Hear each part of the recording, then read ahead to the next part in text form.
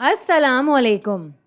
हम हमेशा डीएनए को बहुत ज़्यादा अहमियत देते हैं जब भी बात आती है हमारी जेनेटिक मालूमात की, और ऐसा होना भी चाहिए।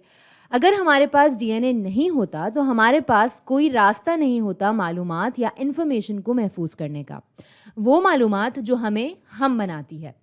डीएनए की कुछ मखसूस खसलतें होती हैं, जैसा कि ख़ुद को रेप्लिकेट करना, और हम इसके बारे में अगली वीडियोज़ में मज़ीद गहराई में बात करेंगे। डीएनए जब और डीएनए बनाता है तो हम इसे रेप्लिकेशन कहते हैं। अब सिर्फ रेप्लिकेशन का अमल ही काफ़ी नहीं होता एक ऑर्गेनिज्म को बनाने के लिए। ऐसा करने के लिए आपको इस मालूमात की ज़रूरत होती है जो डीएनए के अंदर मौजूद है। आप इस मालूमात को लेते हैं और फिर बनाते हैं structural enzymes, molecules, transport molecules, signalling molecules. ये वो चीज़ें हैं जो मदद करती हैं ऑर्गेनिज्म बनाने में। तो जो पहला मरहला होता है वो है डीएनए से आरएनए तक जाना, और ख़ास तौर पर मैसेंजर आरएनए, और इस मरहले को कहा जाता है ट्रांसक्रिप्शन। और फिर आप जाते हैं मैसेंजर आरएनए से राइबोसोम्स तक, और फिर टीआरएनए जाता है और पकड़ता है अमाइनो एसिड्स को और बनते हैं असल प्रोटीन्स। तो आप जाते हैं एमआरएनए से, और फिर यहाँ कंजंक्शन में यहाँ पर ये एक साथ एक वक्त में दो चीज़ें मिल रही हैं, इसलिए ये है कंजंक्शन टीआरएनए के साथ और अमाइनो एसिड के साथ।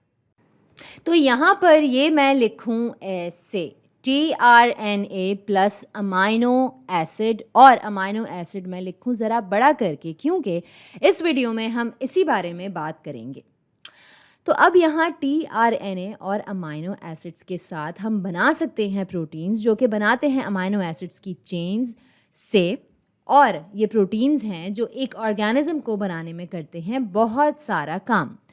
प्रोटीन्स जो हैं ये बने हुए होते हैं बहुत सारी अमाइनो एसिड्स की चेन से। तो आप देख सकते हैं यहाँ ये है अमाइनो एसिड, और ये है दूसरा, और ये भी है अमाइनो एसिड, और इस तरह से आप चलते चले जा सकते हैं। तो ये चेन्स जो हैं अमाइनो एसिड्स की, ये कर सकती हैं मुख्तलिफ काम और मुख्तलिफ फंक्शंस। अब ये चीज़ इस बात पर मुनहसर है कि इन सब की अपने आप में क्या खसलतें हैं, और जो प्रोटीन ये बना रही हैं वो पूरी तरह बनकर क्या शेप और क्या शक्ल इख्तियार करते हैं।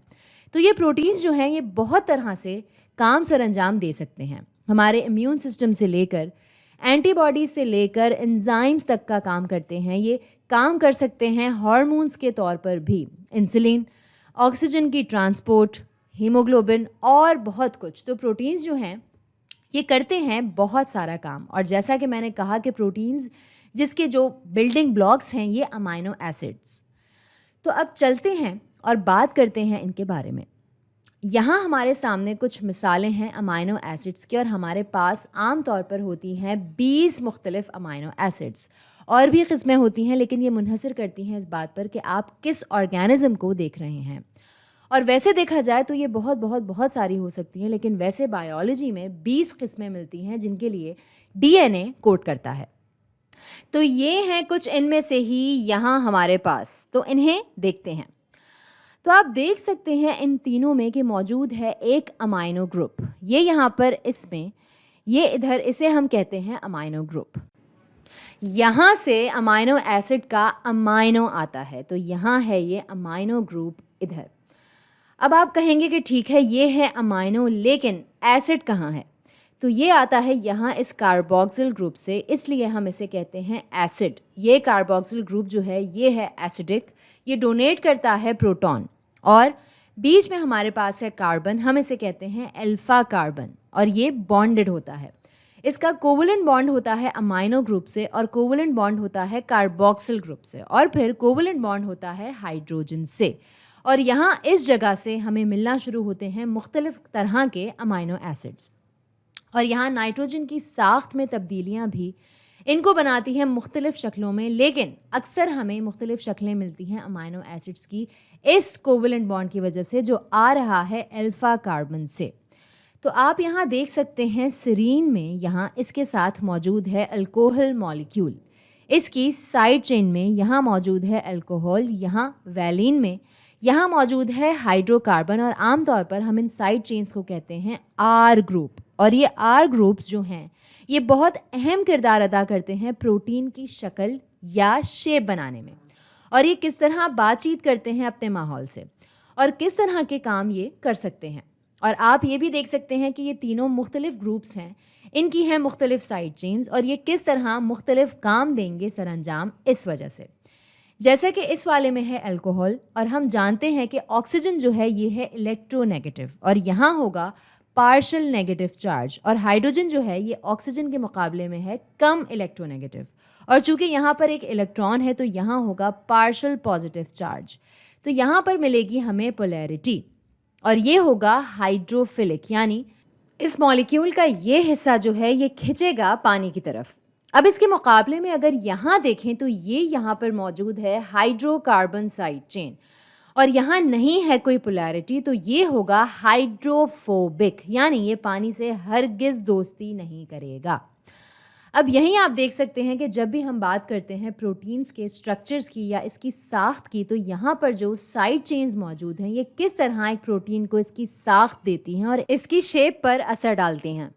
आप देख सकते हैं कि वो प्रोटीन्स जो हाइड्रोफोबिक हैं वो पानी से दूर रहेंगे और हाइड्रोफिलिक जो हैं वो पानी के करीब। तो यही चीज़ अपने आप में एक बड़ी वेरिएशन है या दो प्रोटीन्स को एक दूसरे से मुख्तलिफ बनाती है, और इस तरह इनकी पैकिंग भी होगी मुख्तलिफ तरीक़ों से और आएंगी इनकी शेप्स में तब्दीलियाँ। तो साइड चेन्स इस तरह असर डालती हैं साख्त पर और शेप पर। हम इस बारे में और बात करेंगे जब बात होगी स्ट्रक्चर्स पर। अब अगर बात करें आपस में इनके राब्ते की कि ये किस तरह करते हैं कनेक्ट, तो मिसाल के तौर पर अगर यहाँ हमारे पास है सीरीन और यहाँ है वैलीन, तो ये जिस तरह कनेक्टेड हैं वो है बजरिया पेप्टाइड बॉन्ड। इससे मुराद है जब दो या दो से ज़्यादा अमाइनो एसिड्स आपस में जुड़ते हैं तो बनता है पेप्टाइड बॉन्ड। तो जैसे ये सीरीन है और ये वैलीन है तो ये बना बॉन्ड और ये होगा डाइपेप्टाइड और ये छोटा है, और इसे कभी कभी पेप्टाइड लिंकेज भी कहा जाता है। इसे पॉलीपेप्टाइड भी बनाया जा सकता है जैसे जैसे इसमें चीज़ें आती जाएंगी, जैसे जैसे उठाए जाएंगे अमाइनो एसिड्स। तो ये हो सकता है प्रोटीन खुद या फिर हिस्सा एक प्रोटीन का जो कि करता है सारे काम। अब एक चीज़ जो मैं यहाँ कहना चाहती हूँ वो ये कि ये तो हमने वो तस्वीरें देख ली जो हमें किताबों में मिलती हैं, लेकिन अगर हम पीएच के हवाले से इनकी बात करें, हमारी बॉडी या हमारे जिस्म की पीएच यानी पावर ऑफ हाइड्रोजन के मुताबिक इसकी बात करें और फिजियोलॉजी की रोशनी में बात करें इन प्रोटीन्स की, तो हम देखेंगे अपनी बॉडी की पीएच को जो कि होती है 7.2 से 7.4 तक। तो यहाँ जो है ये है कार्बोक्सिल ग्रुप, यहाँ पर ये जो है ये होता है डीप्रोटोनेटेड, ये दे देता है अपनी हाइड्रोजन। ज़्यादा तादाद होगी डीप्रोटोनेटेड की बनिस्बत प्रोटोनेटेड के। तो अगर हम हमारी फिजियोलॉजी के हिसाब से बात करें तो बहुत मुमकिन होता है कि ये ऑक्सीजन जो है ये ले लेगी ये दोनों इलेक्ट्रॉन्स और इस पर आ जाएगा नेगेटिव चार्ज, और फिर अमाइनो ग्रुप ले लेगा प्रोटॉन को, तो यहाँ पर नाइट्रोजन के पास एक एक्स्ट्रा लोन पेयर होगा मौजूद। तो यहाँ लिया नाइट्रोजन ने प्रोटॉन इस लोन पेयर को इस्तेमाल करते हुए, तो यहाँ पर आ जाएगा पॉजिटिव चार्ज। तो इन्हें इस तरह भी समझा जा सकता है अगर फिजियोलॉजिकल कंडीशंस पर देखना है इन्हें। अब वो मॉलिक्यूल जो न्यूट्रल होते हैं जबकि इनके कुछ हिस्सों पर मौजूद होते हैं चार्जेस, इस तरह से दोनों सिरों पर मौजूद हैं चार्जेस लेकिन ये हो जाते हैं न्यूट्रल। तो उम्मीद है इस वीडियो से आपको अंदाज़ा हो गया हो कि किस तरह से अमाइनो एसिड्स बुनियाद होते हैं किसी भी प्रोटीन के लिए। तो आज के लिए इतना ही।